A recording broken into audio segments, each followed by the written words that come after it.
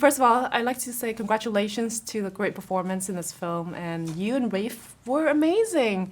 Thank I mean, you. I really Thank enjoy you. the fact that you play this incredible, strong, sensitive character, but she's so intelligent on so many levels. But you know, when it comes to love, of course, we all have that weak spot, right?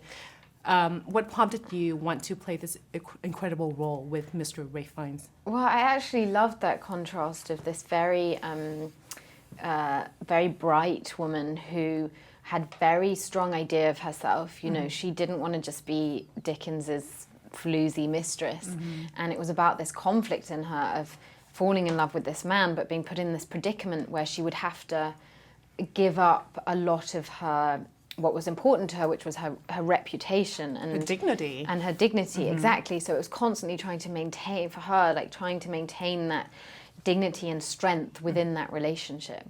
And it's amazing to see how she is so independent, but yet so smart at the time on many levels. I'm thinking at that time women are more submissive to the husbands, but she is one of the exceptions at her time, don't you think? Well, I think, and I actually think, I'm fascinated by these women who didn't have any sort of legal power. You know, you couldn't vote, you didn't have any way of, I mean, the No Turners voice, were quite really. lucky, yeah, because they could make a living through acting, but that was so rare. So how did they keep what they believed in? And it was it must have been such a struggle. I mean, we take it so for granted that we can live completely independent existences without being reliant on anyone, and that wasn't the case. So now, were you aware of the story about her, the bio about this woman? About Nelly? Yeah. I didn't actually, it wasn't until I read the screenplay and then went and read Claire Tomlin's book that I realised that Dickens had this incredibly sort of dirty private life, you know.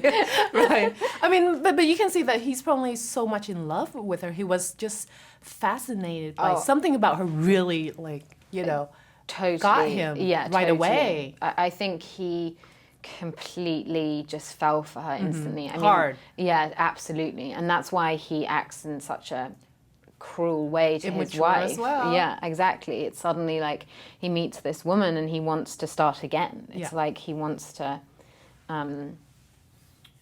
almost go back to being a boy in some ways, and tries to erase his marriage and children. Did you think the scene where she lost a baby, that was probably the most difficult part of her life? I think that was hugely difficult for her. I instinctively feel that she did eventually go on to have 2 children and loved children. And I think in some ways the children, having his child would have been for her Complete, exactly. Right, and to have something of her own. And I think there were times when she was incredibly lonely with Dickens, you know, and sacrificed a lot for him. So yeah, it felt very that was a painful thing to even act, her losing that child.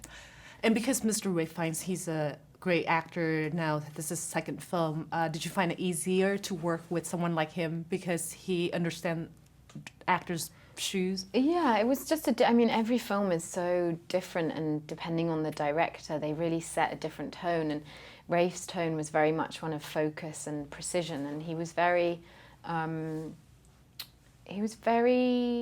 particular and wouldn't let you get away with stuff that was phoned in or fake. He wanted from all of us some very truthful performances, which I hope we gave.